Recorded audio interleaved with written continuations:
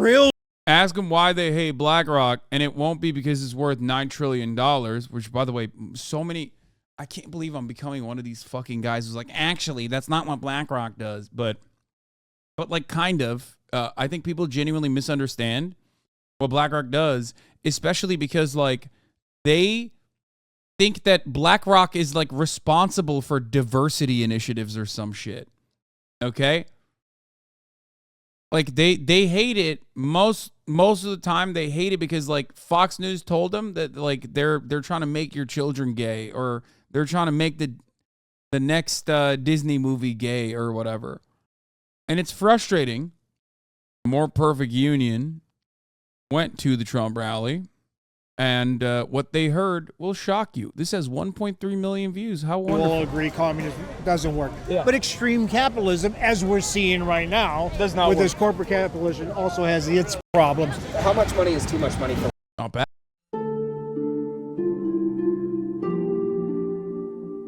Not bad. But, of course, those guys are all going to vote for Donald Trump or whoever the Republican candidate is.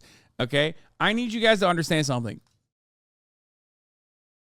You will probably see a dude in the crowd that will tell you, honestly, I think collective ownership over our factory is actually a really good idea. I really like it. And then you ask him another issue, or you'll be like, well, that sounds like communism. You'll be like, fuck you. How dare you say that? That's communism is fascism. Okay? They have no idea. These guys do not vote on clear ideological boundaries. Americans do not vote on ideology. Okay? Approximately 20% of the American voters, which, by the way, already isn't the plurality usually. Okay, the plurality are eligible voters who do not vote, remember. But out of the people who do vote, around 20% vote on ideological boundaries, 80% vote on party lines. That's it. Okay? That's it. They vote on party lines. Every American that you encounter, especially ones that are politically active enough to go to a rally, are going to give you some of the most insane political positions that will have you, that will leave you shocked. They'll go, how are you at a Trump rally? Like, what are you saying? One person. It's a tough call. I know. When they have these billions, you're like, well, they really don't need it. Yeah, we agree with that. Why Trump instead of Bernie Sanders? What I look at is more progressives like the Bernie Sanders faction, stuff like that. We actually see a lot of the same problems. And I would vote for a Bernie Sanders before I'd vote for like a Ted Cruz or a Marco Rubio. What would it have taken for you guys to not go into the rally and to instead get ice cream with me, a flaming leftist? Well, first of all, you'd have to buy. All right, I'm buying. We are polarized. There is no doubt about it. But I came to this Trump rally on a hunch. I've poured drinks at a Rust Belt dive bar for the last year, and when your county votes for Trump and the bartender looks like I do, people kind of assume that you're on the same page. But sometimes... This is the guy who also cooked, he's the one who did the Eli Lilly tweet. For those of you who don't know. Yeah, that's him. He's the one who did the Eli Lilly meme talking about, like, he made the fake Eli Lilly account. No, it's a different guy. No, this is him. No, this is him. Isn't it? Is that another mullet mustache guy that sounds exactly like this guy? I thought this was him. Wait, where do I know this guy from then? What have I seen him in? Am I crazy? Wait, let me see. Why does chat always do this where they're just like, nah, you're wrong, dude? Where is it? I wonder if I can find it. Is it a different guy? Hey, my name's Sean. Oh, and never mind. It isn't him. Accidentally made national news with $8. You're right. My bad. It doesn't even look like him at all. I probably saw him on a different thing. They're both affiliated with More Perfect Union. This guy you saw the dive bar video, he was talking to conservatives about supporting unions and strikes, I think. Yeah, he covered the Ohio train derailment. Okay, maybe. That's what dude, listen, my brain is not working, okay? Chill. I was super wrong. Anyway, whatever. It doesn't matter. This is irrelevant. Let's get to the... So I went to Erie, Pennsylvania to find out. Are we rolling? Okay. We're here at the Trump rally today. Why did you come out today? To support my 45th president. Okay. He didn't lose. He called out the Washington establishment, and I absolutely loved it. You know, he's definitely not a Republican. Like, the question is, okay, well, he was Washington establishment. He was president, right? So how do you square that circle, right? How does that work? But of course, again, a lot of this stuff is cool and makes leftists feel good, and you know, maybe I don't know. I think I'm just such a fucking cynic, dude. I'm so pessimistic about electoral prospects for like genuine, real progressives now. I don't know. I see stuff like this, and I'm sorry. It strikes me as really 2015 coded. Like, the reason these folks can agree is that the networks they watch aren't engaging on the issues. Their identities are wrapped up with this MAGA bullshit. Oh, yeah, but like, one, there is not really a guy out there. Okay? There is not really a person out there who will, win these people over. And secondly, like, these guys don't give a shit. You know what I mean? They're like, yeah, Trump did the populist messaging and we liked it, and we thought that he was different than whatever we had seen prior, right? And that was great. But also, they're lovers of Trump. You know what I mean? It very clearly the last 8 years did not change their mentality at all. They watched Donald Trump give gigantic tax breaks to corporations and the wealthiest Americans, and they still champion him. You know what I mean? It's not about genuine ideology. It's not about like a material difference that they will ever experience in their lives, and it's just a cult of personality. You know what I mean? 8 years have gone by, and these guys still love Trump. What has Trump offered you? If you live in Erie, Pennsylvania, what has he offered you? Nothing. Nothing. Because Mitch McConnell and them would be backing them, and DeSantis would be running against them. Yeah. Obviously not a Democrat no more, so we're more of a politically homeless faction that loves America and will make all the changes that we can to make it great. Prices are just higher. Like, you go to the grocery store, I buy the same thing every time I go to the grocery store. I spend $102 at Aldi's. I was just telling my uncle this. Yeah. I'm spending over $200 now. Yeah. So listen, brother, at the end of the fucking day, Bidenomics, Trumponomics, top of the hour ad break is still 3 minutes long.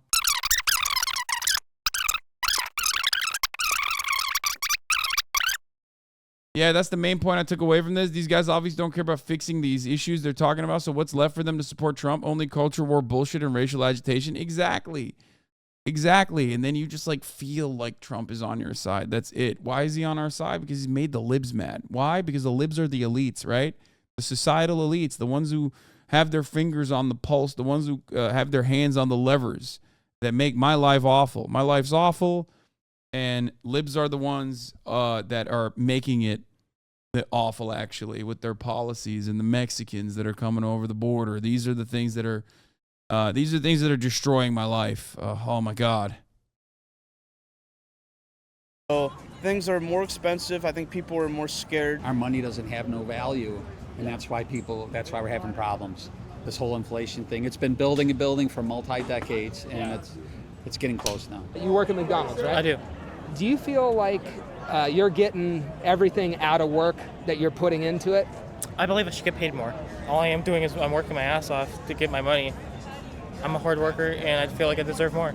I work down in West Virginia. Yes. Yep, on the rigs for evil Big Red, Halliburton. Yeah. Oh, my God. Halliburton, we were 2 weeks on, 1 week off, so you never got to go home. We were the lowest paid of all the workers out there. I only made $13.50 when I got hired on. For Halliburton. For Halliburton, yep. Probably wouldn't even have an Iraq war if it wouldn't have been for the Halliburton and Cheney and stuff. We were expendable. That's all it was. Halliburton, Big Red, they called it. You're just part of the machine, and the machine can be replaced. As expendable as, people who went over to fight a rich person's war in Iraq. Yep, pretty much.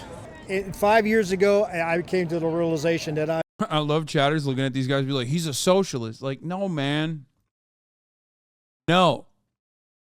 In the absence of any real infrastructure that motivates these people to fucking vote on behalf of a particular party, in the absence of a political party that genuinely defines what their material interests are and actively works to better them, all of this conversation amounts to is, oh yeah, we got the same class interest, brother, but you have no class consciousness. Okay? That's it. These guys are so close, yet so far. You're talking to a dude who literally said, oh, Halliburton, that's why the Iraq War happened, right? Dick Cheney, right? And then turns around and votes for Trump.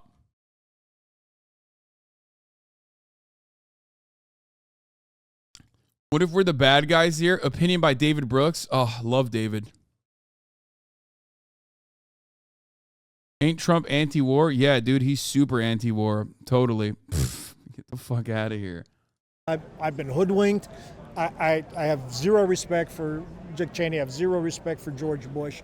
What did it for you there, and why did you end up going towards Trump?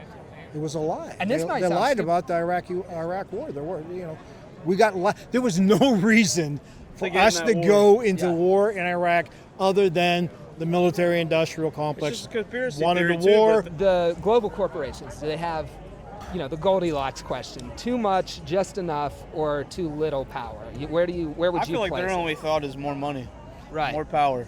That's all you care. Whoever has the most money. Obviously, it's too much. Yep. When you have a company like BlackRock that's worth $9 trillion. Ask them why they hate BlackRock, and it won't be because it's worth $9 trillion, which, by the way, I can't believe I'm becoming one of these fucking guys who's like, actually, that's not what BlackRock does. But like, kind of. I think people genuinely misunderstand what BlackRock does, especially because, like, they think that BlackRock is, like, responsible for diversity initiatives or some shit. Okay? Like, they hate it most of the time. They hate it because, like, Fox News told them that, like, they're trying to make your children gay, or they're trying to make the next Disney movie gay or whatever. My mom thinks BlackRock is mostly pension and retirement funds, not private equity. Like, the level of control that BlackRock has over American corporations is not necessarily as black and white as the way that they present it. It's just capitalism. It's more capitalism, okay? Blackstone is the private equity that a lot of people fail to recognize, like the distinction between Blackstone and BlackRock when they're talking about real estate and whatnot. Ultimately, it doesn't matter. They're all the same shit because they are all major. They're all major corporations that are the same purveyors of capitalism. They either engage in private equity or asset management. It doesn't fucking matter. Ultimately, they're all operating on the same exact boundaries and the same exact interests. It's finance capitalism. Okay? A good guide for chatters for the different investment firms. BlackRock, investment firm. BridgeRock, investment firm. Bridgewater, investment firm. Bridgestone are tires. Blackwater is a private mercenary army. Blackstone is an investment firm. Anyway, let's see what $1 billion. And Vanguard's what? Vanguard's $8 trillion. Obviously, I'm not going to argue. There's a problem with that. Do you think the finance sector? Yeah. Does it have too much power, just the right amount of power, not enough power? Way too much power. The financial sector. 100%. Yes. These people really, a lot of these people they don't realize are unelected officials. So all these politicians have this plan for how they're going to fix the economy, but then they just get in there, they don't do anything, and they're funded by the people, and those. Yeah, Trump did a really awesome job, like tackling BlackRock and Vanguard or Blackstone. Remember when he did that? Remember when he said he would tackle hedge funds or the carried interest loophole, or increase the capital gains tax. You know what I mean? Like all the things that Trump said he was going to do, and he certainly did. Remember when all that happened? Except, no, he didn't do any of that shit. He lowered and made permanent the corporate tax rate and the highest marginal tax rate. He lowered and made permanent those two tax rates. The other tax rates that were lowered were sunsetting. They were always supposed to sunset, and they did. They've sunsetted now. So you didn't get shit. You got like $4 back at the end of the goddamn month, and you thought, oh my God, Trump is doing something for me. He also fucking increased the estate tax as well.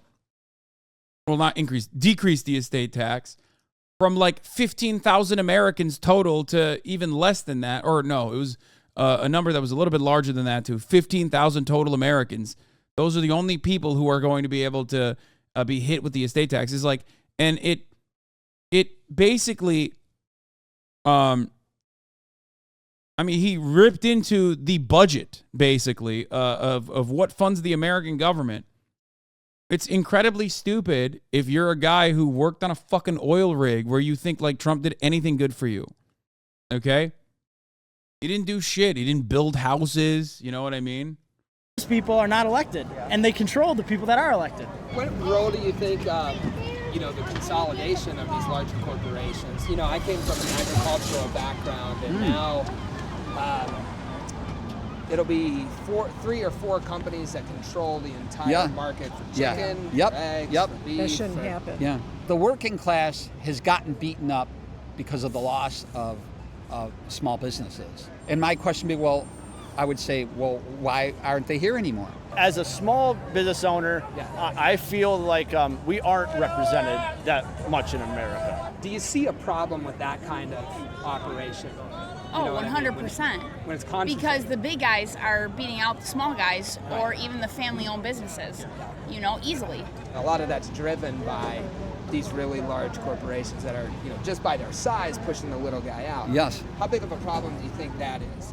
That's an ultimate problem. That reminds you of watching them westerns, movies, when they would go to some small town and the one guy owns the bar, he owns the tack place, he owns that. Yes, there's so many houses for sale in our neighborhood.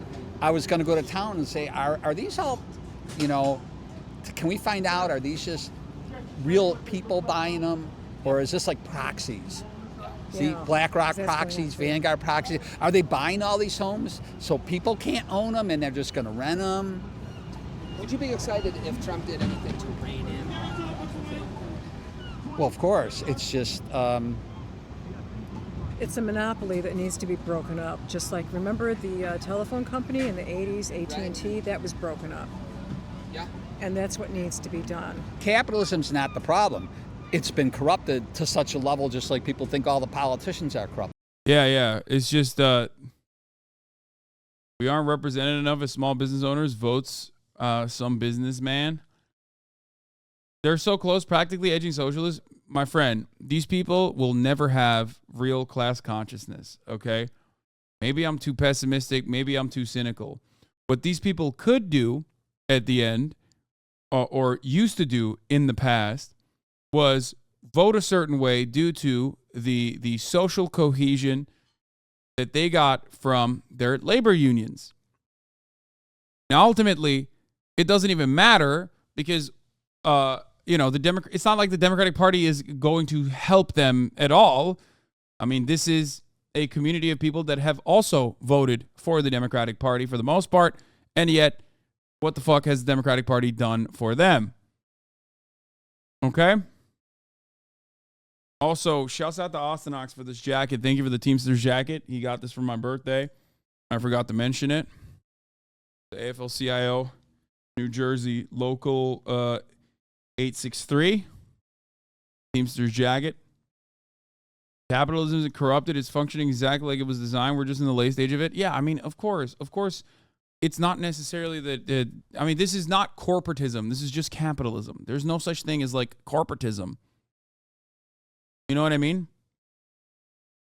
It's just capitalism. What you're describing is capitalism and more capitalism, as a matter of fact. But it's corrupted at the highest levels of these corporations, like you said, being owned. Instead of 200 of them, you're down to 4. Yeah. That's a massive control. You think somebody like Trump with the billions in the business, I mean, we're talking about really large monopolies here. Mm-hmm. He's more in there, period.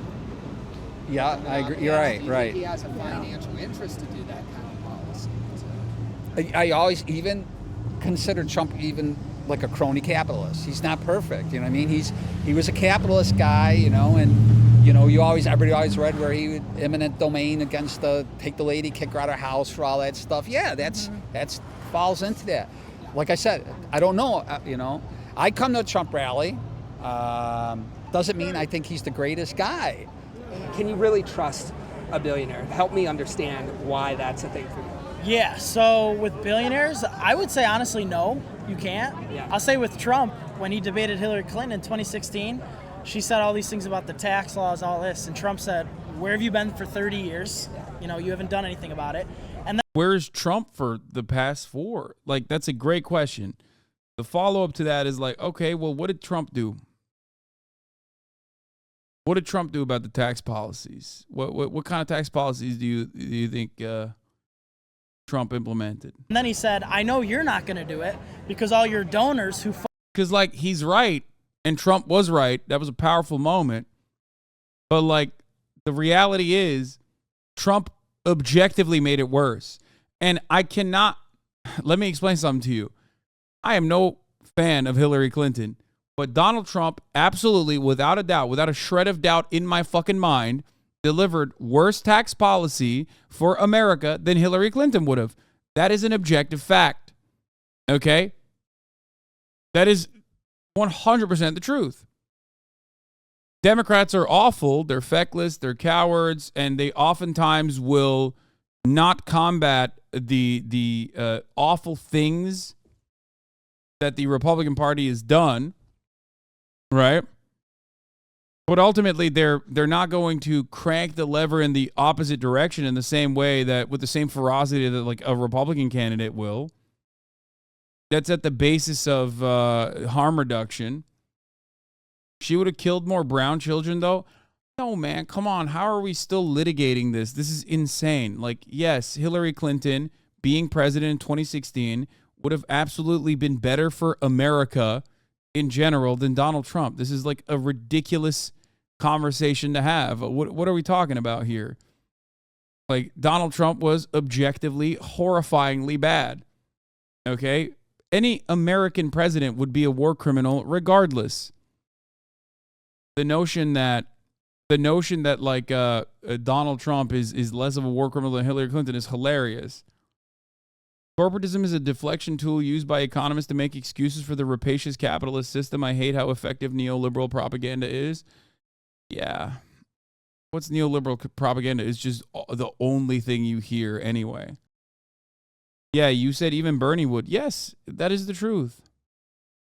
The just one more lane of politics, just one more capitalism. Ironic because the just one more lane is due to capitalist policies.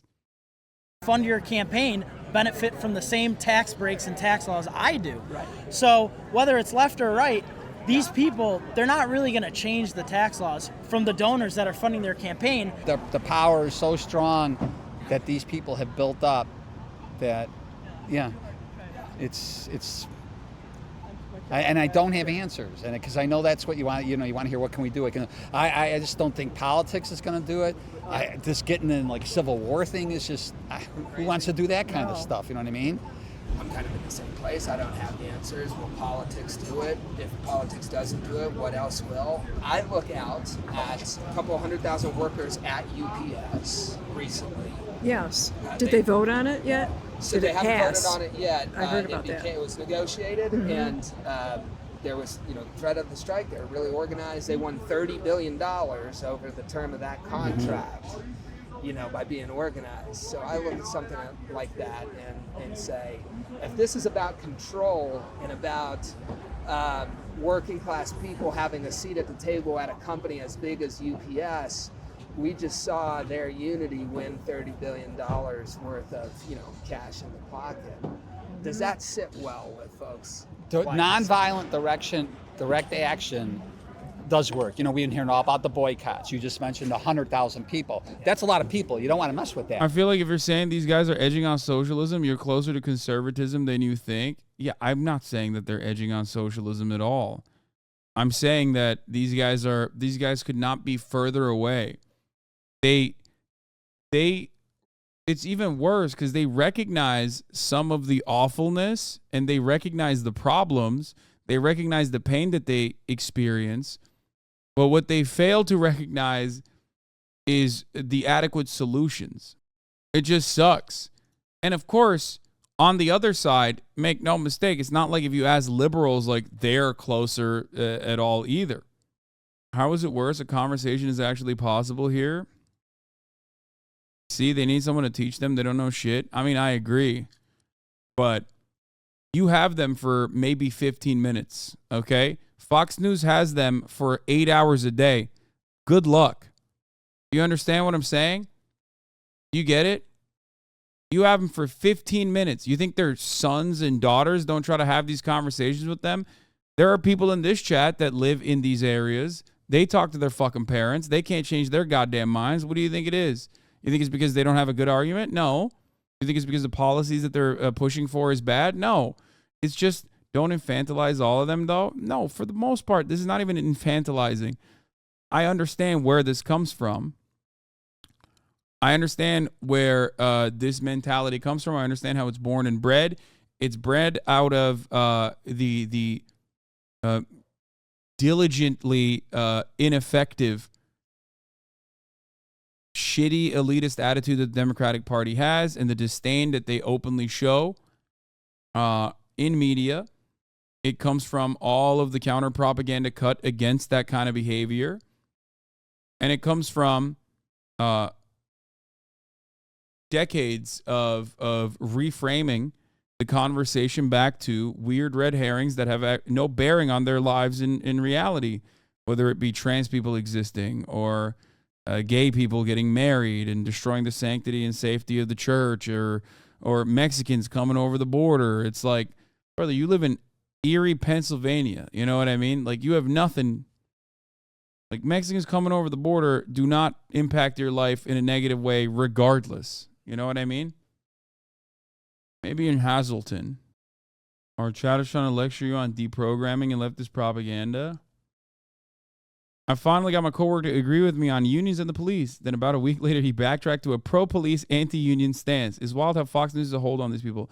Yeah, that's why I always say, like, listen, debates are fun to watch. You know, maybe it makes you feel smart when your guy is winning the conversation. Maybe you get talking points that you can throw out in a conversation with an interlocutor that is not ready for it. But ultimately,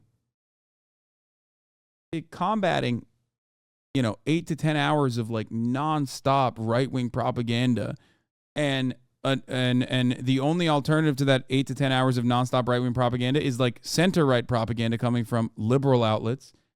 It's cooked.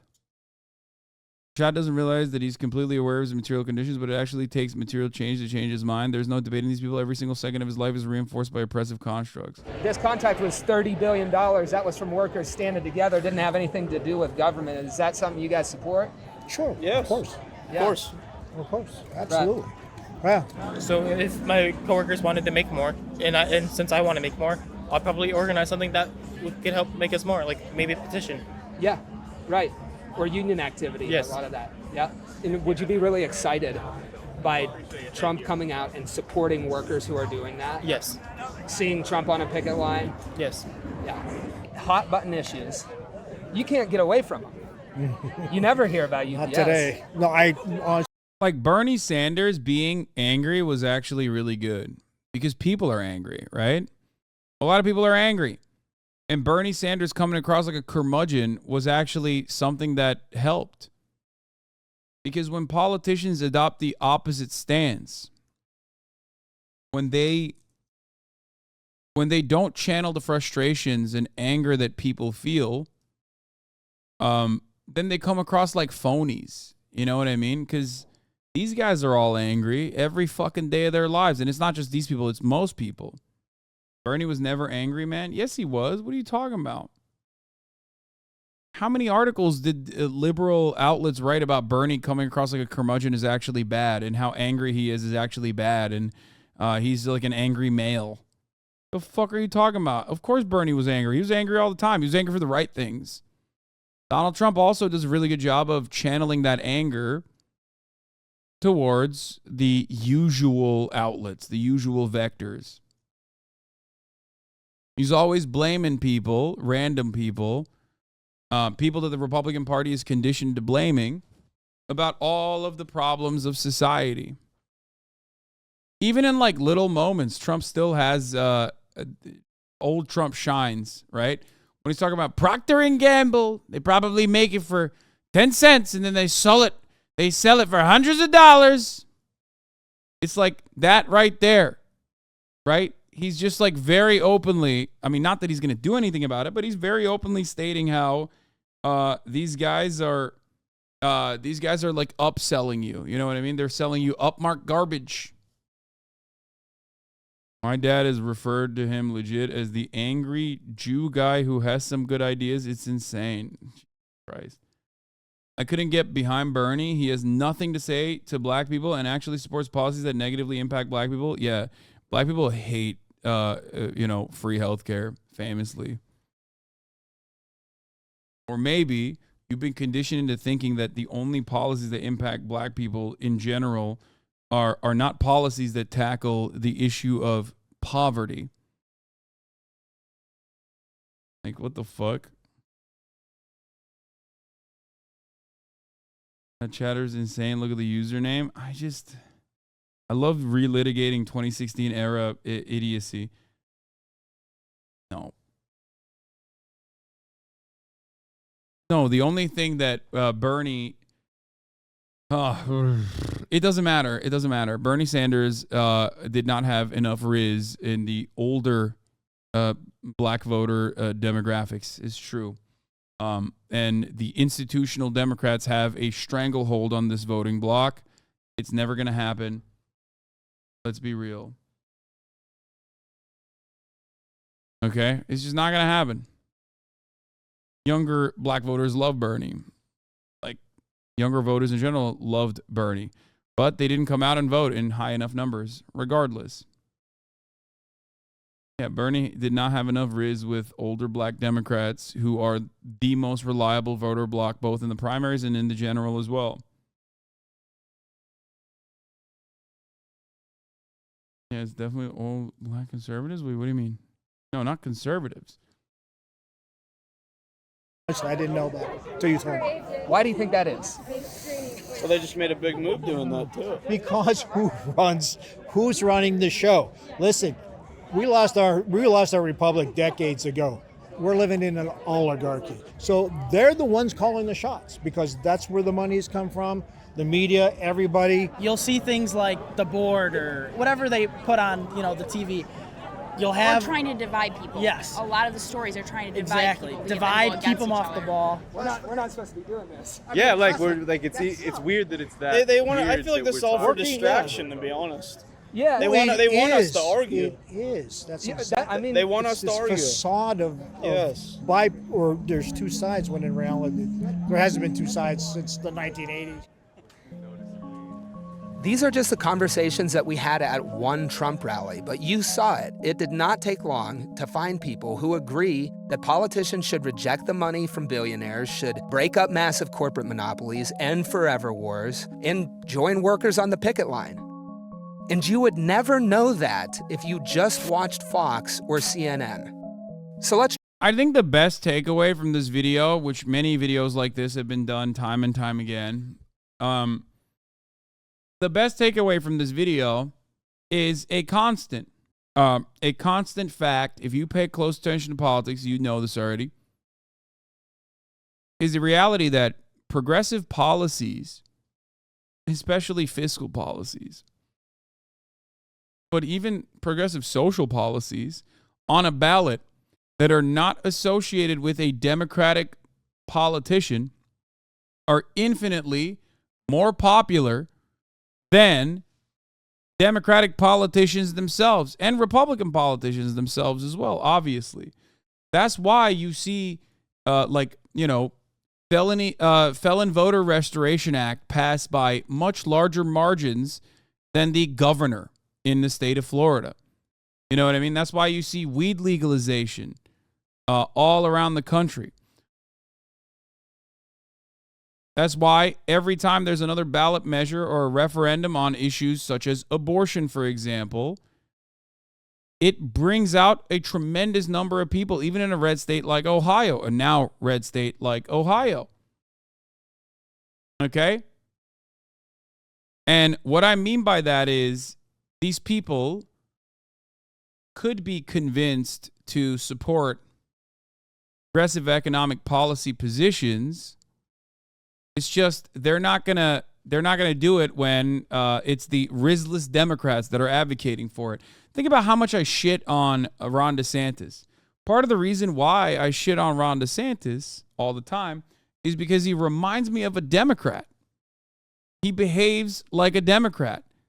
No charisma, very bad political instincts, and just awful, just an awful retail politician in general. He just sticks out like a sore thumb. He sticks out like a annoying liberal loser that's like disgusted by the people that he's talking to, right? It just reminds me so much of how Democrats operate in the field like that.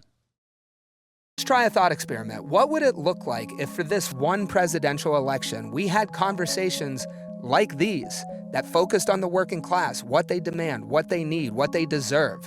He's right about this. I mean, this part is actually true.